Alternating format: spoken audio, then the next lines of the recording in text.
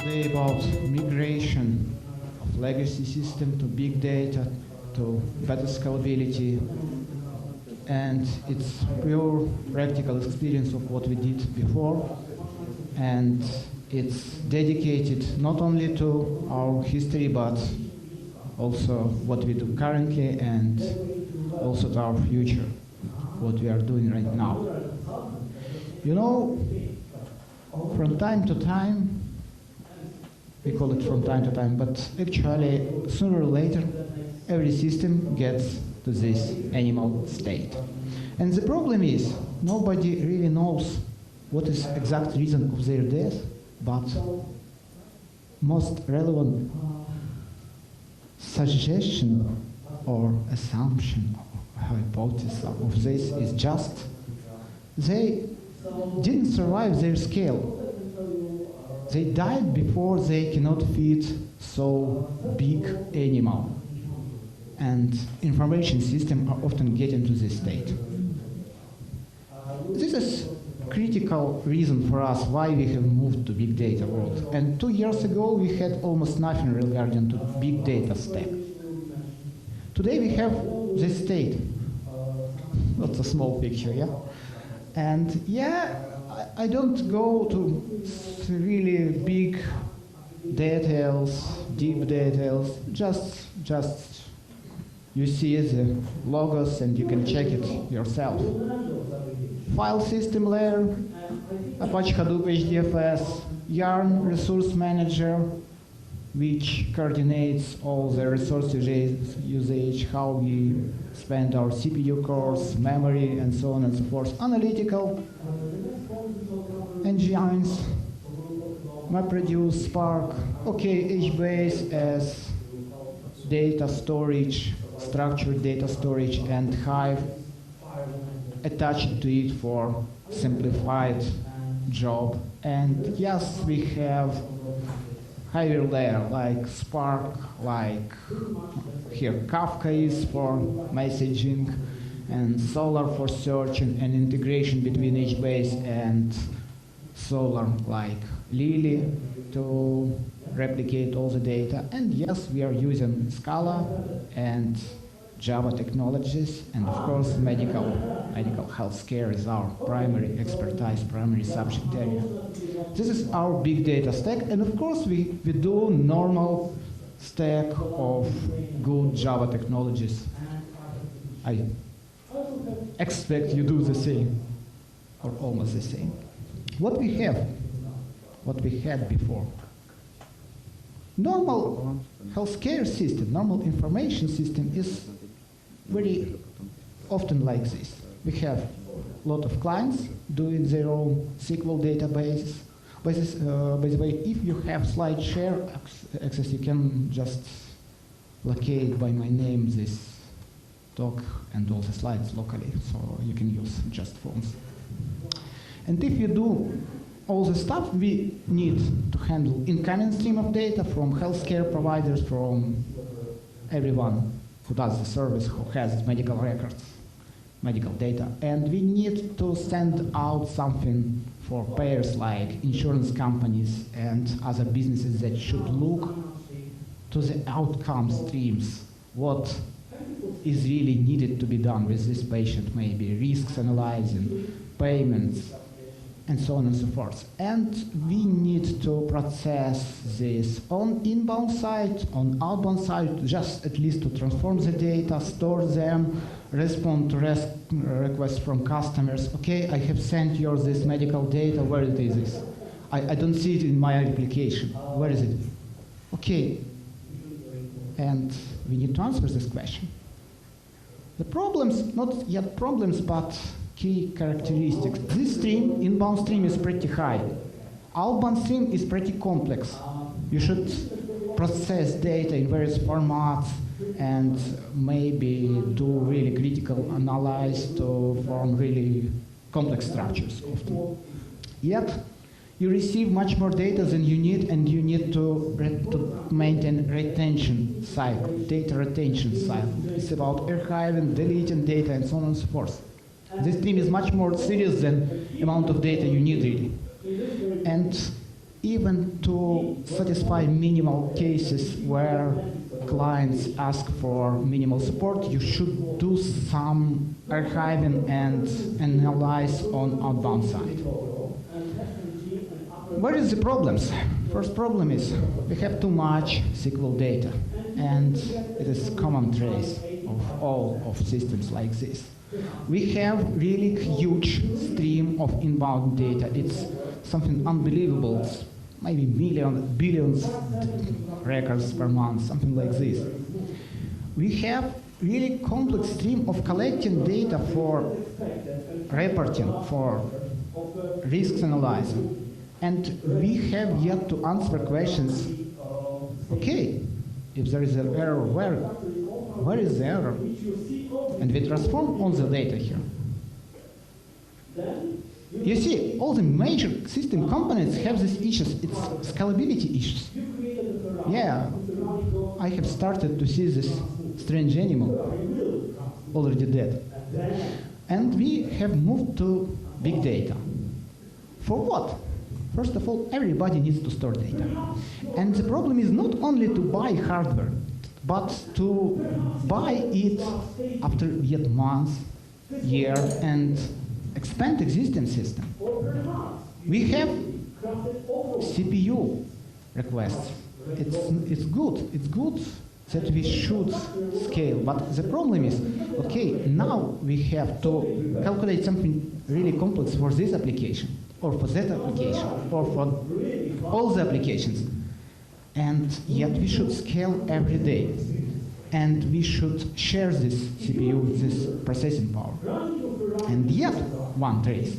We should really do very simple but very complex thing.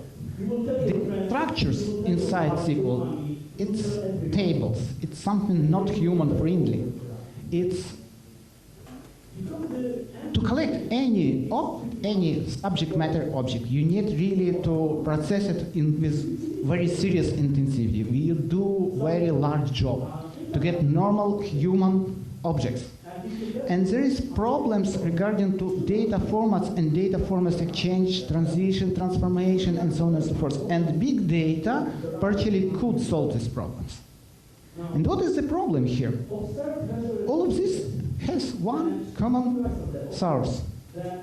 SQL is not good for something really specific. It's good enough for any task that you can rely on it, but it's not so good. It's like this knife. It's not knife actually. Knife is far better. Yes, it's multi-tool. It's really not so good at any specific task. Why? First of all, massive analytics. Massive analytics is about partitioning your data, finding processing resources to process every partition independent, and collecting the result.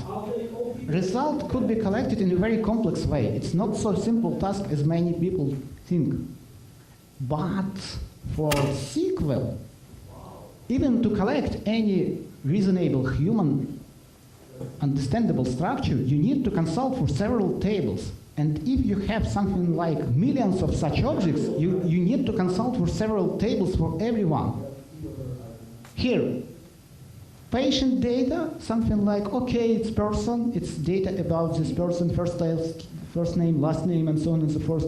Then insurance company, and then, for example, okay, place to live. You have this data. How to collect it? Okay, practically you could have several tens of these tables. It's very expensive. And yet, if you have serious tables like billions of data, billions of objects, if you need to update something here, and in SQL it's structured data, fixed structured data, often, it's terrible. It's terrible by nature.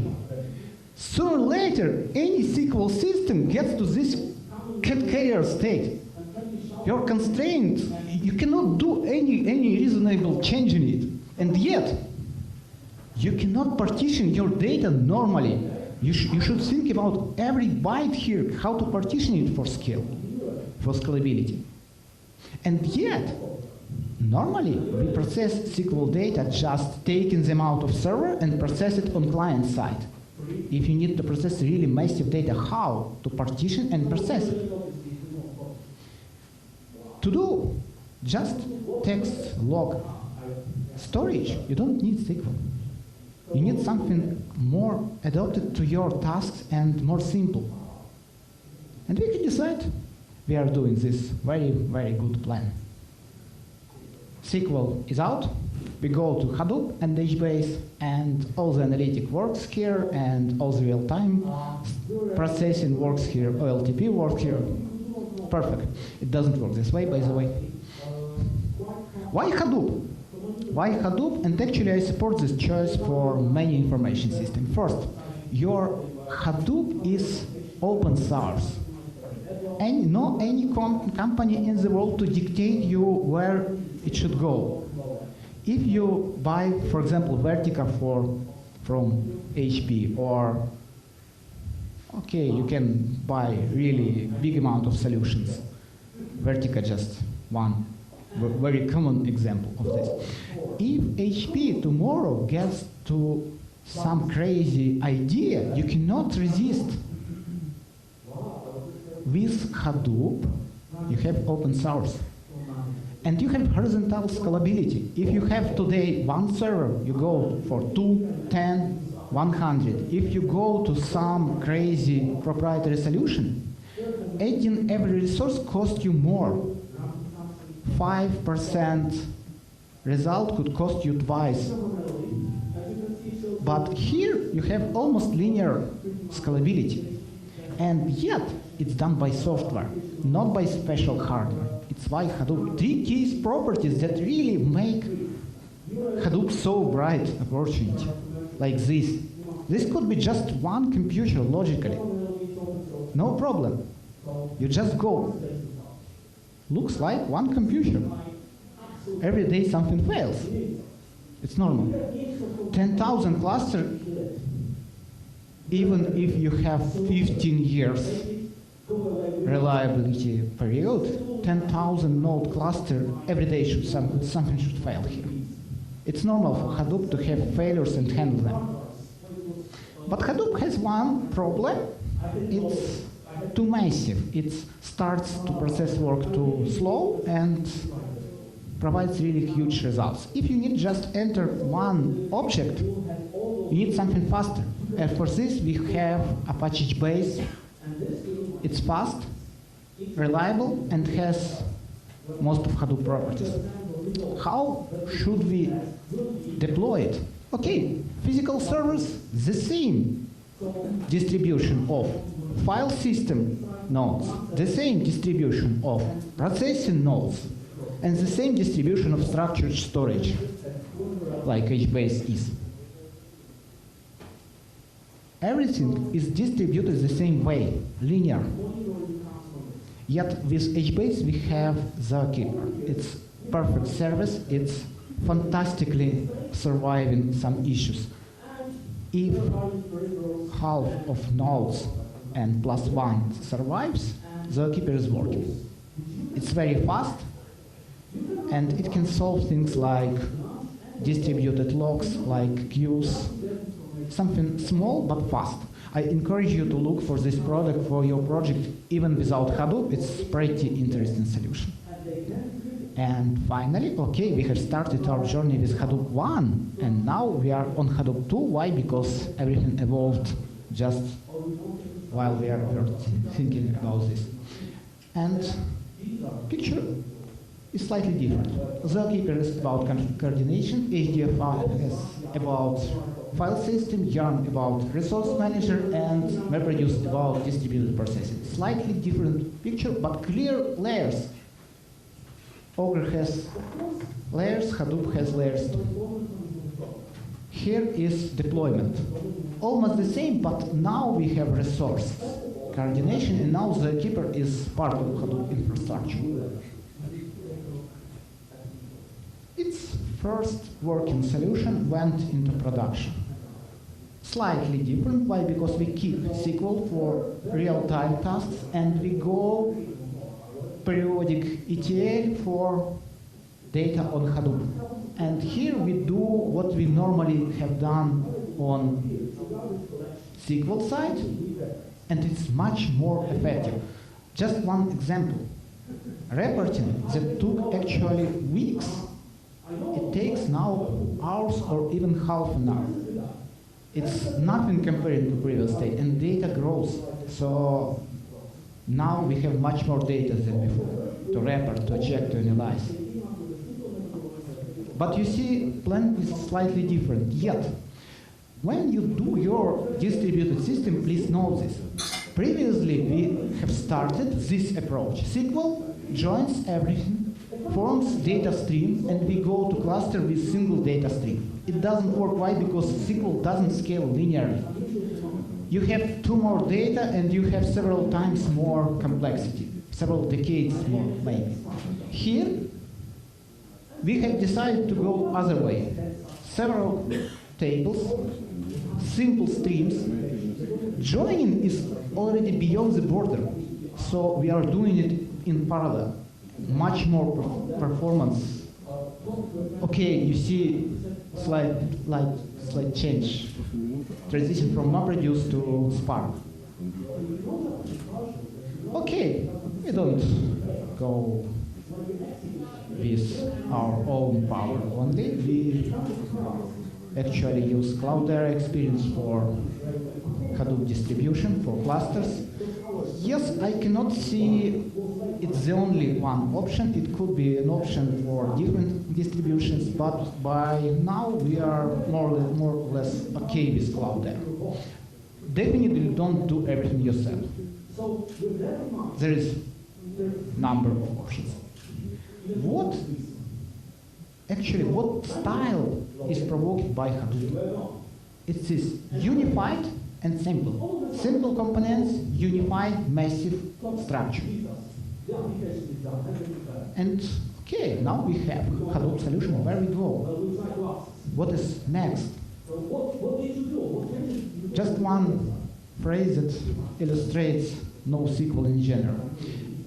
Usually in NoSQL, everything that you are really already used for age with SQL, it's not so obvious because of size of data or complexity of processing. And it's from site, it's from Canada, and they claim admission of temporary residents to Canada is privilege, not right. And inside SQL you have secondary indexes, which allows you to find in very easy way a lot of information. But in NoSQL there is no secondary indexes usually out of the box. In HBase definitely. What we have done with this is our solution. Apache HBase is OLTP storage, and we go to ngData Lily as replication. Apache HBase has replication capability to other clusters, and we substitute replication cluster with this product, ngData Lily.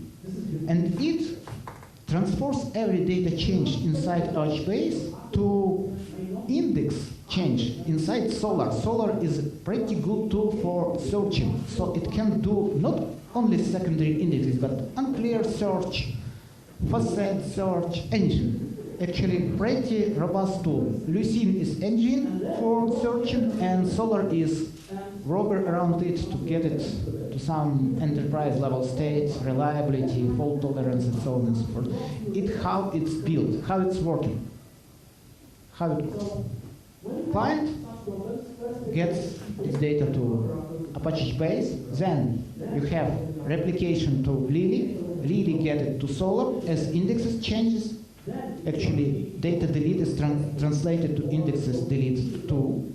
And when client needs some data, it goes through HTTP to Solar, requests search, receives document ID, which is actually your object ID, which could be located in HBase by primary key.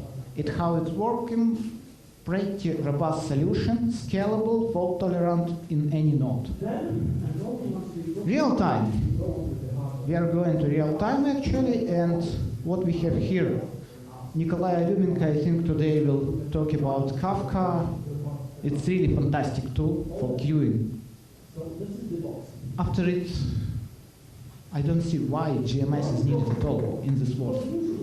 Spark is pretty robust tool for both batch data, scalable processing, and not bad tool for streaming. We are evaluating right now another tool, Storm, for this.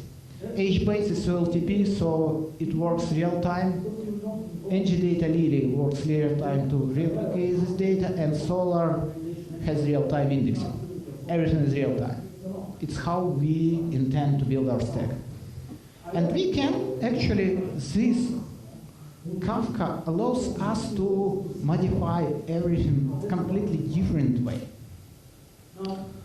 We can put several independent Kafka clusters outside of Hadoop. Kafka can live on Hadoop cluster, but can live outside Hadoop clusters. And we can do this level of reliability with even more than one Kafka cluster for just messaging. What is unique about Kafka?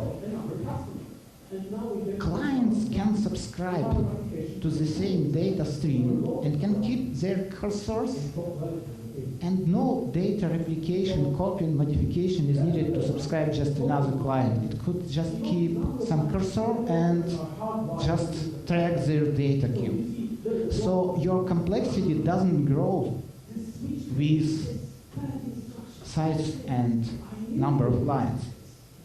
And this allows you, for example, to put your Hadoop under real-time, actually, stream of data.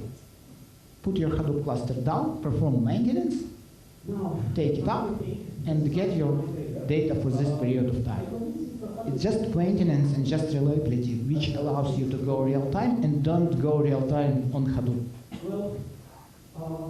So here's an illustration of our stack now. Again, the same picture. Now you see its logic. Why every component is present here. Okay, Hive, for example, is just something that makes this more useful for people just looking for something really fast to try this request or this request for data. So where we are going right now? Most interesting concepts now is that world changes. Now we need milliseconds response time. People demand milliseconds response, and they demand it 24 hours, 7 days a week. And they demand to store data, real big amount of data, not terabytes, but petabytes. What to do with it? You should understand every system architecture that existed before, it cannot satisfy these requests. There is really good document in the net, you can check it. Actually it's called Reactive Manifesto, and you will easily find it. As I remember, it's type safe or something like this. So it declares system properties that should satisfy this amount of requests. System should be responsive, elastic, message-driven, and resilient. I will explain now properties and their mapping to big data. And we call this system reactive. And we intend, actually, I will show now how this legacy system transition to Hadoop can evolve to better ideas, modern ideas. Now first, property, responsive. Responsivity of system is not about just responsivity to some request, but responsivity for response period, low response period, for any failure, which is critical to scalable system. And okay, here we illustrate responsive. Kafka is real time. Spark, streaming, okay, Spark streaming maybe, Storm maybe, but they are real time. HBase is OLTP, so it's real time. Lily works based on replication, so it's real time. And Lucene Solar receives indexing request in real time. So everything is real time, this system is responsive. I have received one question, what happens if we go to the some level of response time that doesn't satisfy customer. In this case, actually, nobody talks us to do this after this. Actually, application can insert indexes directly, and this will shorten the period of response. But I don't like it. It's increased complexity. But we can solve this problem. Resilient. Resilience is about ability of system to be responsive after failures. Now, you see, ZooKeeper is scalable. It can survive up to half nodes down. HBase is scalable and really resilient.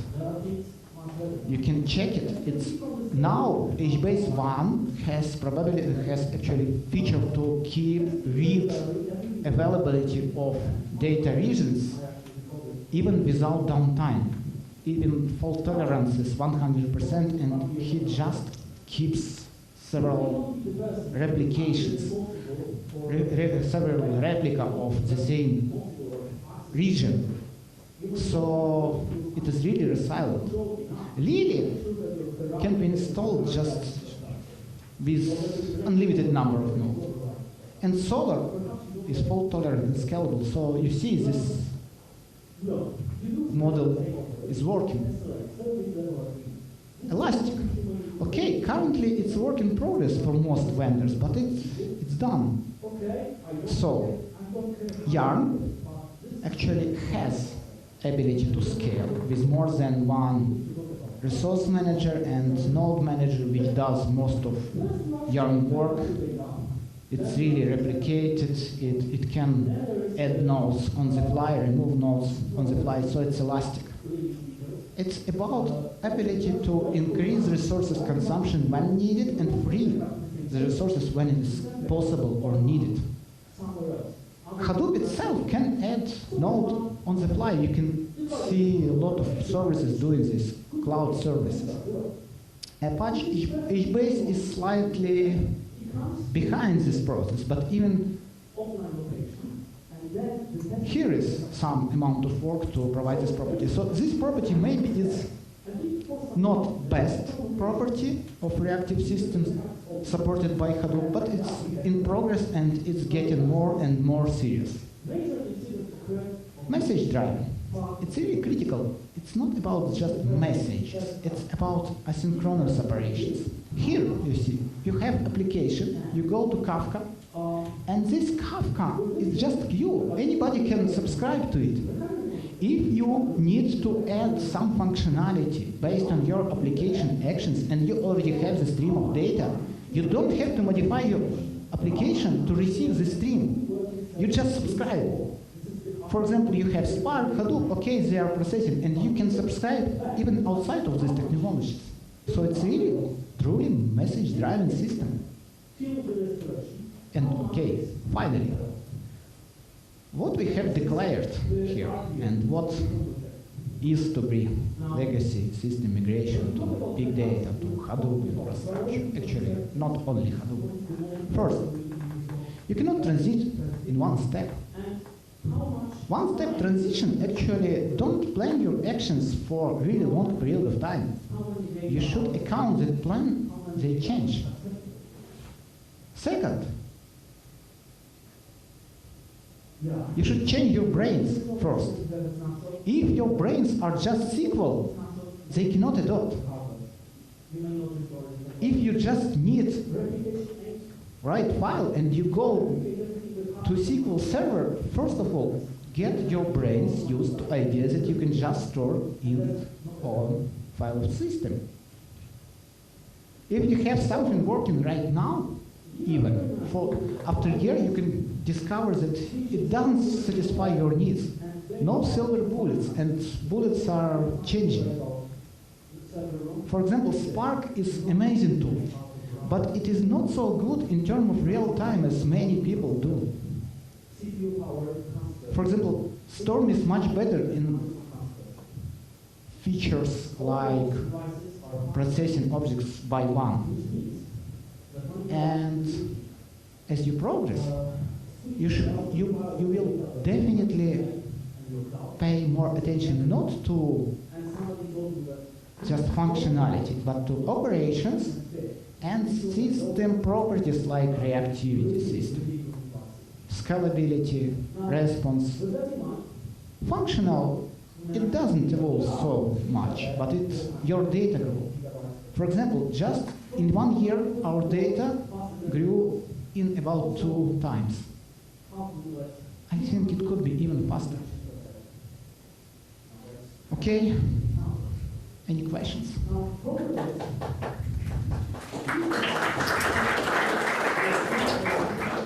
I think we can even switch Ukrainian or Russian, any language. Okay, I have a question. You have mentioned you're using Solr as search and indexing engine. And as you mentioned too, you're using Cloudera solutions. Mm-hmm. And as far as I know, Cloudera is promoting Cloudera Search as a search engine for now. Yes. And have you had a chance to compare Cloudera Search and Apache Solr, Mm-hmm. and why it is Apache Solr now but not Cloudera Search? Okay, main answer is you have no practical experience yet with Cloudera Search. Why? Because even if you have, you can assure that it's just wrote Cloudera wrote Apache Solr. Apache Solr is centric component for Cloudera Search. They just provide wrappers. They provide tool to build indexes, to rebuild them.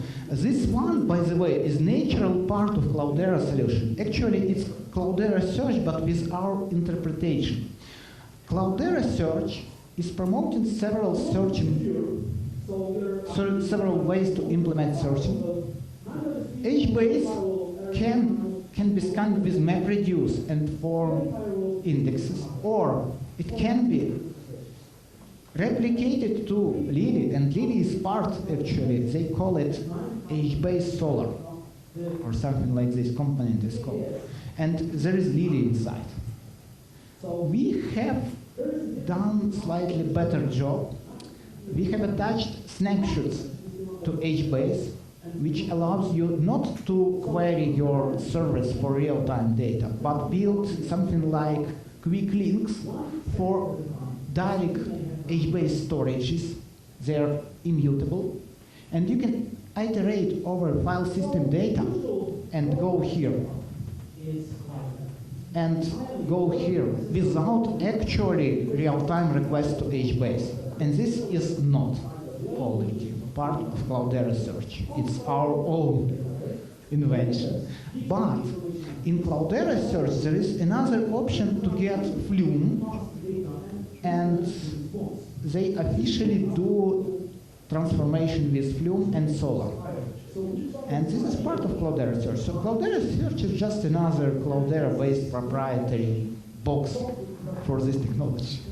Yeah, sure, but it is managed natively by Cloudera Manager. And do they have services like Cloudera Search? They have services like Solr. yes. They have services, they call it key value indexer. This is Lily.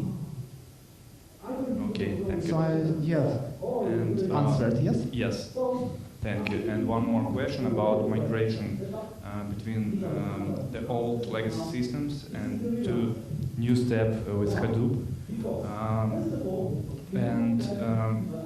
The one problem you can face with during migration is that legacy system usually have legacy infrastructure around it, such as huge number of reporting systems that relies on structured data. And do you have any experience to make first step to migrate cheaper?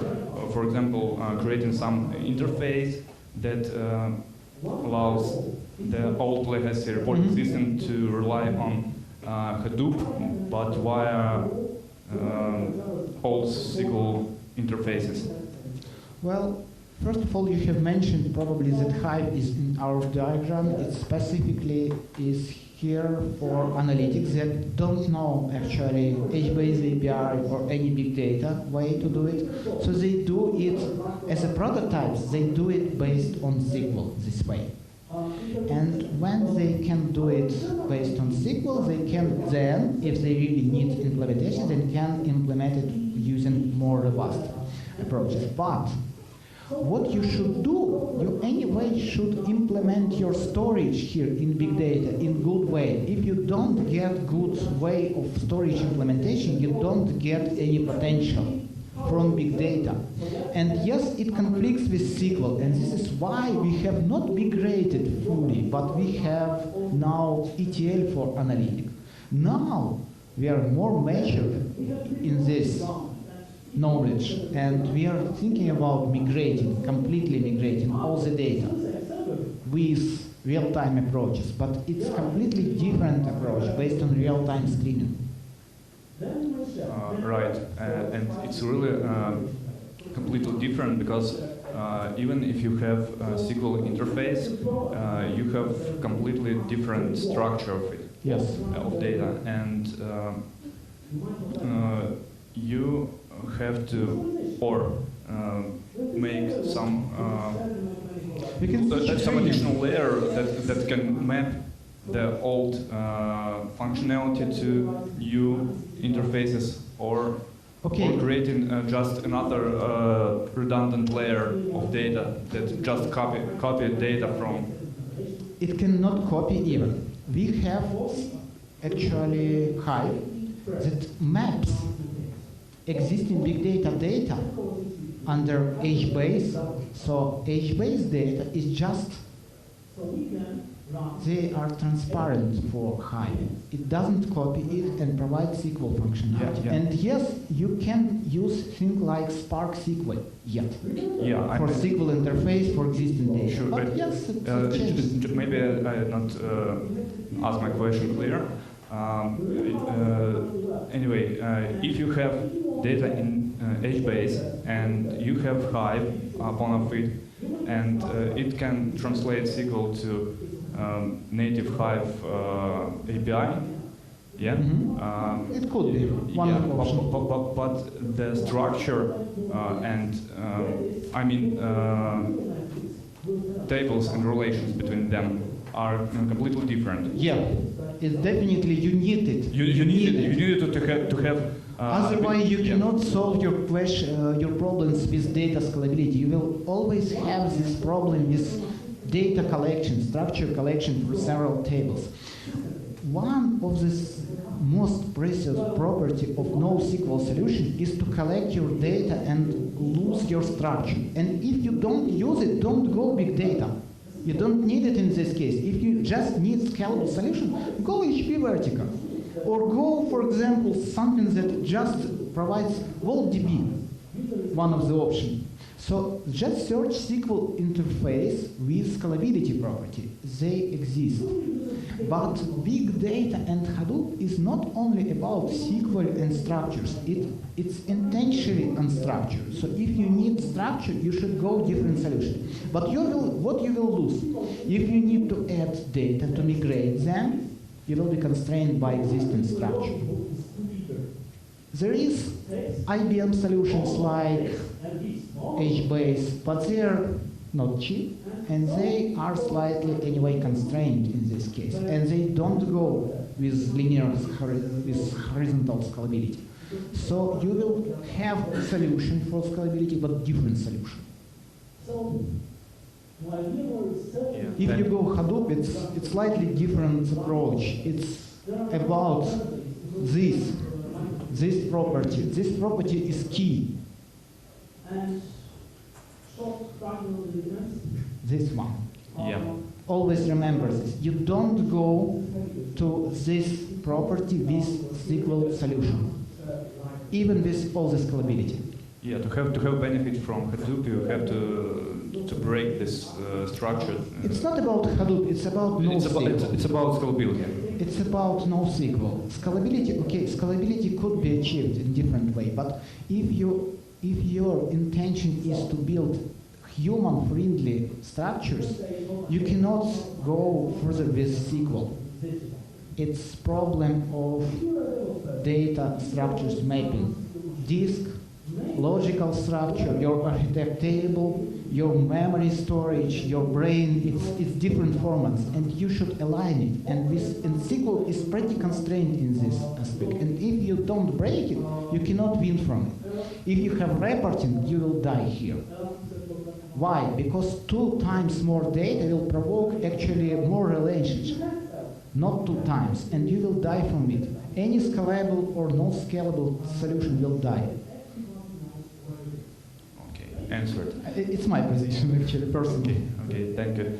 And the last question from my side is about if you're working with definitely you healthcare domain, it's for you. Sorry. And I'm not so. you have to face with multi-tenancy problem. No. No? No, we intentionally avoid it. By now, we intentionally avoid it, and if we can, we will avoid it in our clusters. Why? Because medical healthcare data, it's always about laws, privacy, and so on and so forth. If you go any cloud service, you will pay much, much more. Actually, you're paying for your own cluster and yet more.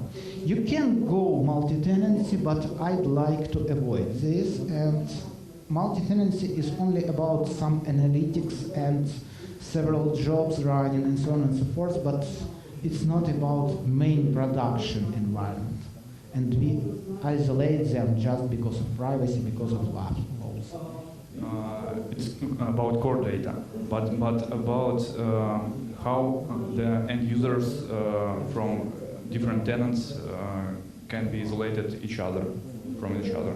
It's application problem. Okay. It's application problem. Why? Because our task is to provide joint picture of data, but we need to provide security, and it's problem of interfaces that do it right now and will do with big data. Nothing changes. Okay, thank you. You have questions? We have 5 minutes, as I understand.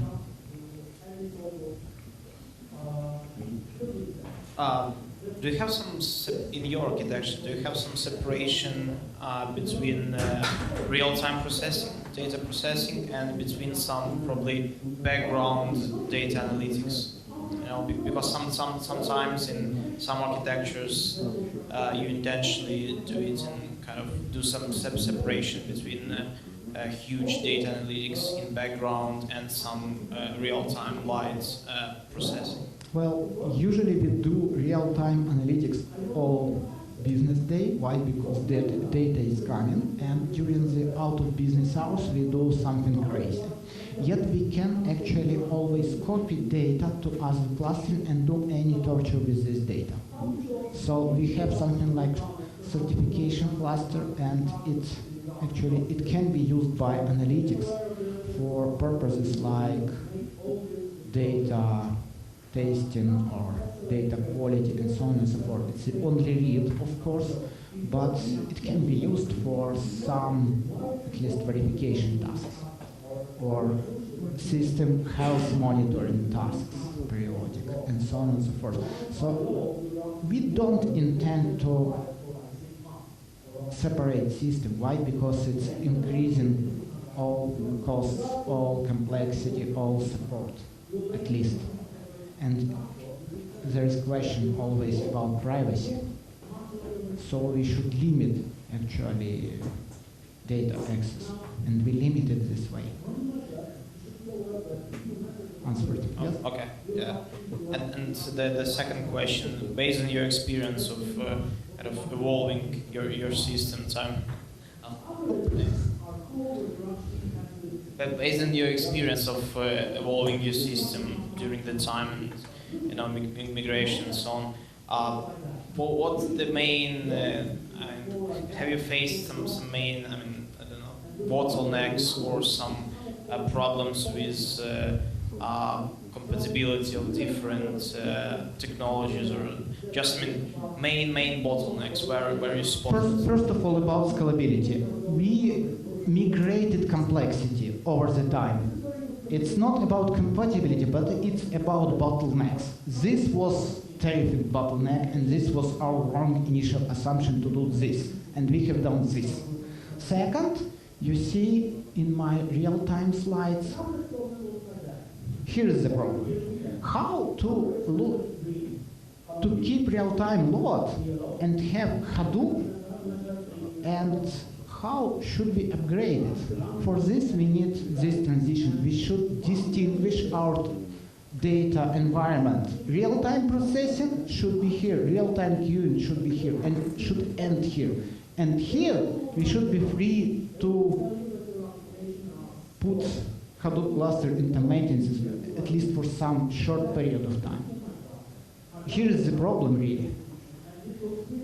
Yet, of course, problem, it's not about compatibility, but it's just about technology maturity. Actually, Elastic is pretty complex property, and we are struggling with it right now. It's right now. And it's really a problem. Why? Because if you need really huge resource, you should scale out fast. But then you should go smaller size to save resources and money. It's pretty expensive. Okay, great, thanks. Any other question? I have here two toys.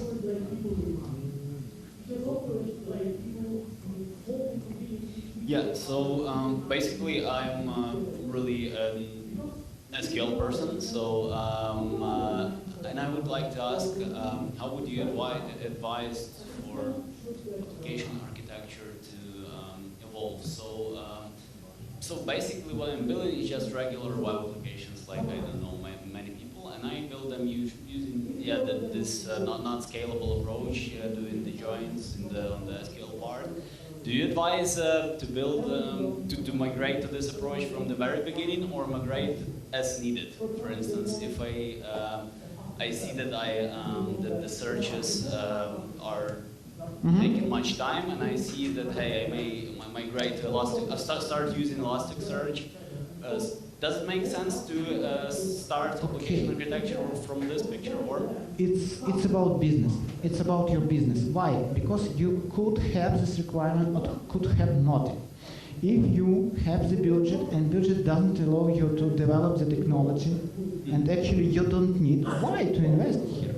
If you just need personal music library and you don't scale and don't plan to scale it on user desktop, why? Yeah. To scale it out. But, for example, with this search capability, you can receive unique abilities like unclear search or facet search, and you don't get it easily with other technologies. So often it's easier to get something really interesting with this architecture than with more simple architecture. So it could be not just a question of more complex and less complex, but more rich features or less rich features. You can invest less work with this. Why? Because you do things once. Mm-hmm. Yeah, not having large amount of application database. You can check them with one tool, for example. You can see all the data and provide quality analytics over all your data. You can provide additional features for users, but everything is about your knowledge yet. If you're ready. Why? Because any error here costs much more. Mm-hmm. You can make yourself so huge troubles with just small mistake, and yes, problem. That's why I'm asking, because currently I don't have enough knowledge in that. No simple answers for your question. It's really serious question. You're gentlemen, we are making really serious question discussing. It's really serious question. Any European conference can die from that one. Okay, makes sense. Thanks. Okay, last question and last minute. Really last minute, guys.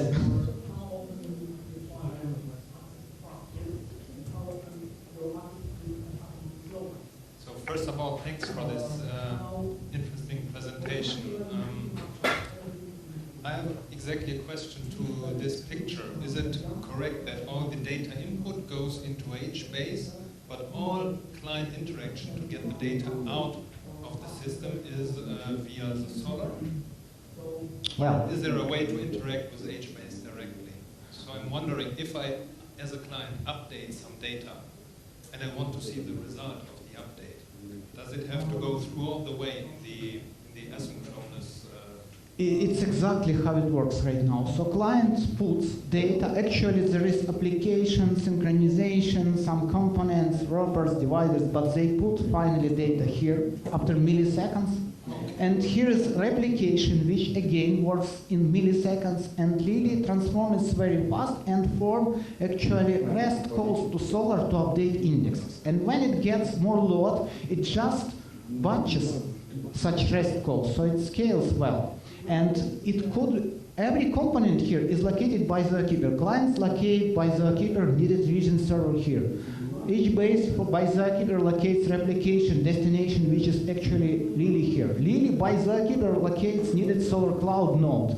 So it's scalable and real time and really gets indexes after several milliseconds, maybe 10 milliseconds, 100 milliseconds. It depends on your hardware. And here client just go with normal real-time query, very fast receives ID of document. We don't store all the data here, only ID, and only ID is used to query HBase by primary key, and primary key requests from HBase, they go really fast. So it's really fast solution, really scalable, and it can be even replicated here by regions and by HDFS for reliability, here by number of Lily nodes, here by number of Solr services, cores, and replicas. So it's amazing combination. We have developed it for about 2 years.